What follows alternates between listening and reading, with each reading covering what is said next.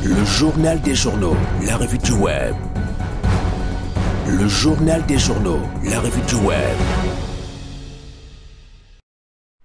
Nous abordons la revue du web sous l'égide de Clément Tungui. Bonjour Clément. Bonjour à toi Séraphin, bonjour à toute l'équipe de production et de réalisation qui t'accompagne ce matin. Un bonjour également à tous qui prennent la peine de suivre les médias de la vérité, Success Radio, Vérité TV et les plateformes digitales. Nous t'écoutons. Merci Séraphin. Mesdames, Messieurs, une fois de plus, bonjour. Vous faites bien de vous informer sur nos antennes. Nous ouvrons la revue du web avec le site 237online.com qui parle affaires. Nomination des préfets au Cameroun et titre Paul Biya bouleverse 22 départements.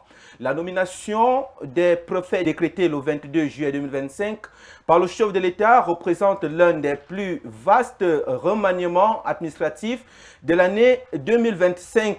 22 départements sur les 58 que compte le Cameroun voient leurs préfets changer dans un mouvement d'envergure touchant toutes les régions.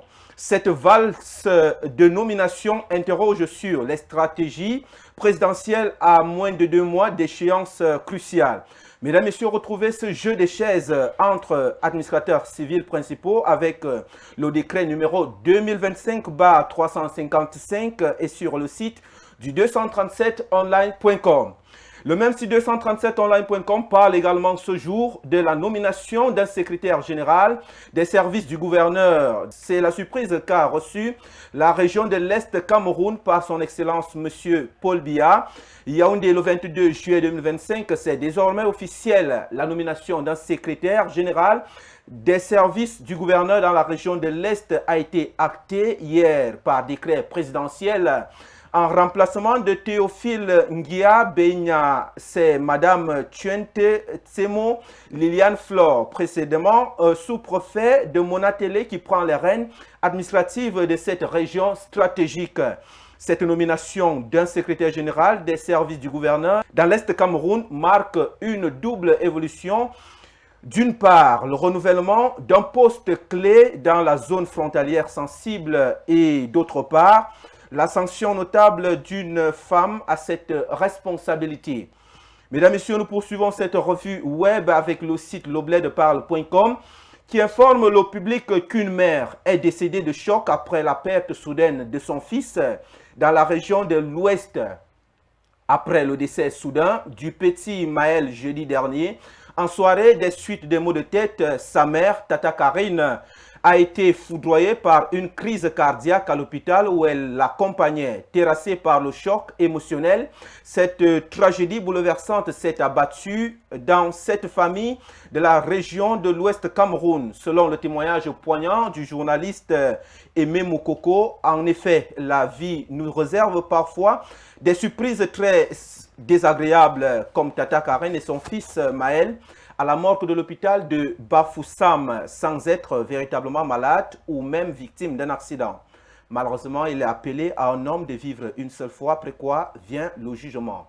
D'où l'impérativité de connaître Jésus-Christ étant vivant avec toutes ses facultés dans la vérité. Et où donc trouver cette vérité?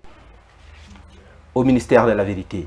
Le site Camer Pombi met en revue ce jour 200 kg de cocaïne découvert dans un entrepôt aéroportuaire de Douala. Le 18 juillet dernier, les services douaniers de l'aéroport international de Douala ont découvert et saisi cette marchandise dans un entrepôt de la plateforme aéroportuaire pour une valeur estimée à près de 9 milliards de francs CFA. Il s'agit de la plus importante saisie de drogue jamais enregistrée dans cet aéroport. Selon la Direction générale des douanes, la marchandise illicite était soigneusement dissimulée dans des fûts en plastique en provenance d'un pays européen. Ces conteneurs stockés depuis environ un mois dans un magasin de la Société des aéroports du Cameroun abrégé ADC n'avaient jamais été réclamés par leurs propriétaires, ce qui a éveillé les soupçons des autorités. Donc, toute personne honnête, responsable de cette marchandise illicite, reconnaissant ses biens, est priée de se présenter au service des douanes à l'aéroport international de Douala. Mesdames, Messieurs, nous clôturons cette rubrique de la revue du web avec le site Cameroun Tribune qui nous apprend qu'un réseau de fraudeurs a été démantelé. Le groupe spécialisé dans l'importation des véhicules de luxe avait son chef de file basé au Canada. C'est le résultat d'une filature menée depuis des semaines par des éléments du secteur des douanes du littoral.